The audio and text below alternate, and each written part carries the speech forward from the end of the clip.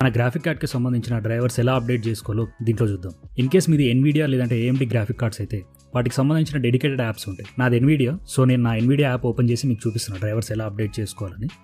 So Nvidia app open చేసిన తర్వాత మీకు ఇలా ఇంటర్ఫేస్ వస్తుంది. సో ఇక్కడ లెఫ్ట్ సైడ్లో ఉన్న డ్రైవర్ సెలెక్ట్ చేశాక అప్డేట్ అవైలబుల్ అనే ఆప్షన్ ఉంటుంది ఇక్కడ.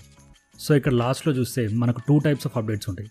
ఒకటి స్టూడియో డ్రైవర్ అండ్ ఇంకోటి వచ్చేసి గేమ్ రెడీ డ్రైవర్ అని ఉంటాయి.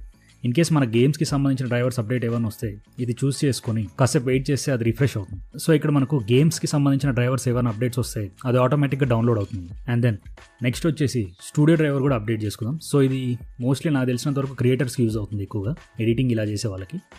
సో ఇక్కడ కూడా మనకు ఎన్విడియా స్టూడియో డ్రైవర్ అప్డేట్ అనేది ఒకటి ఉంది అవైలబుల్లో. September 10th రిలీజ్ అయింది. సో దీన్ని కూడా మనం ఇన్స్టాల్ చేద్దాం. ఇన్ కేస్ ఈ స్టూడియో డ్రైవర్ అప్డేట్ చేసుకోవాలనుకుంటే మీరు చేసుకోవచ్చు, అది మీ ఇష్టం. సో బేసిక్గా నాకు ఏ ఇష్యూస్ లేవు కాబట్టి నేను ఈ మెథడ్ ఫాలో అవుతున్నాను. ఇన్ కేస్ మీకు ఏదైనా ఇష్యూస్ ఉన్నాయనుకోండి, ఈ మెథడ్ ఫాలో అయిన తర్వాత కూడా దానికి సంబంధించిన ప్రొసీజర్ని నేను ఇక్కడ స్క్రీన్ మీద మీకు ఇస్తాను.